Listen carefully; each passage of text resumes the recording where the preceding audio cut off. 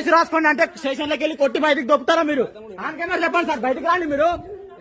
ఇప్పుడు కొట్టి బయటకు దొప్పుతారా కేసు రాసుకోమంటే? పోలీస్ స్టేషన్ ఉన్నాయి ఎందుకు? కొట్టడానికేనా? బయటికి రమ్మని ఫస్ట్. లేదు సార్, మీరు బయటకు రాని. ఎట్లా కొడతారు మీరు? స్టేషన్లోకి వెళ్ళి బయటకు వచ్చి మాట్లాడమనండి. గల్ల పట్టి దొబ్బుతారా? ఇప్పుడు కొడతారా?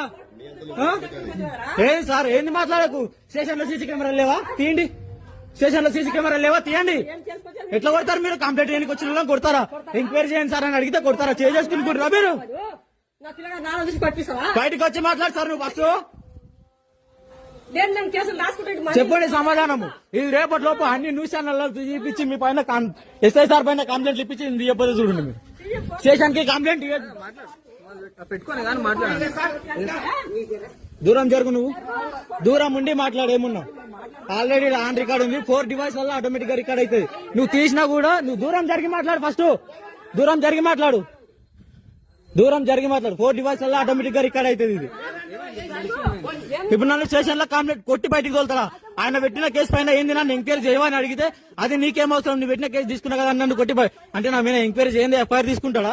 ఎట్లా తీసుకుంటాడు? కొడతాడా? నువ్వు కొట్టి బయటికి తోలుతావా? బయటికి వెళ్ళి మాట్లాడు. నువ్వు మీరు జనాలను కొట్టడానికే మీరు జీతాలు తీసుకుంటారా గవర్నమెంట్ దగ్గర? ఫోన్ తీసుకోవాలనా? ఫోన్ నేనే ఇస్తాను.